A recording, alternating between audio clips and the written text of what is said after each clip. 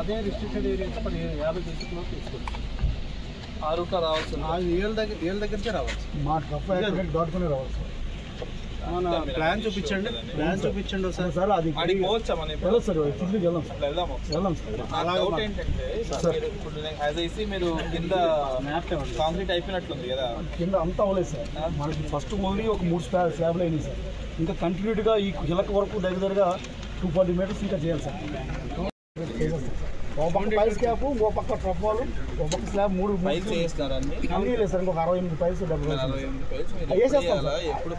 Sir. 40 డేస్లో అయిపోతుంది sir. అది చాలా కూడా చేస్తాం. డ్రై అయిపోతే సార్ మీరు అక్కడికి వస్తే అర్థం అవుతుంది సార్. నేను వస్తాను సార్. ఇది 2 కావాలి ఇక్కడ ఉన్నారు సార్. 2 పార్ట్స్ ఉన్నారు ఆక్సిజన్ కూడా ఇంకో విధానాలు మనకు వచ్చేది. ఇది దీని వెనకాల ఉందా? దీని వెనకాల కూడా మనకి ఇల్లు గ్యాప్లో ఉంది సార్. ఈ కొండ 2 కొండల దాకా ఉంది సార్. ఇవన్నీ ఇన్ఫాలింగ్ డ్రైన్స్ అండి. ఇక్కడ నుంచి మనకి ఎంసార్ ఇటువైపు నుంచి వస్తుంది సార్. ఇక్కడంతా గుర్రపట్టేరు ట్వెల్త్కి ఇది నెల వచ్చే నెల మాట్లాడతాం. వచ్చే నెల మనం కనీసం తీసుకోవాలి.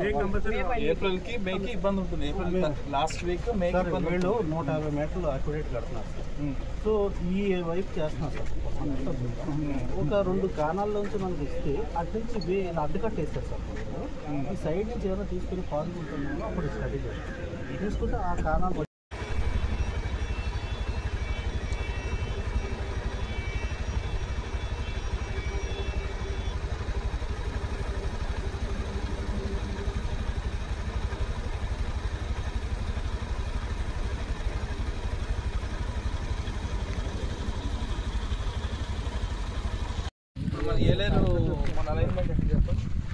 పైనుంచి వస్తుంది సార్.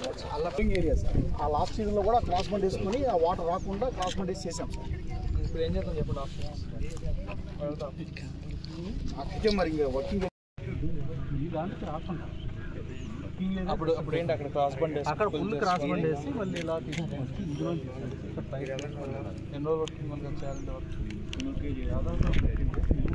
ఇదంతా కట్టు మళ్ళీ వర్కింగ్ ఏరియా తీసే అనుకుంటాను.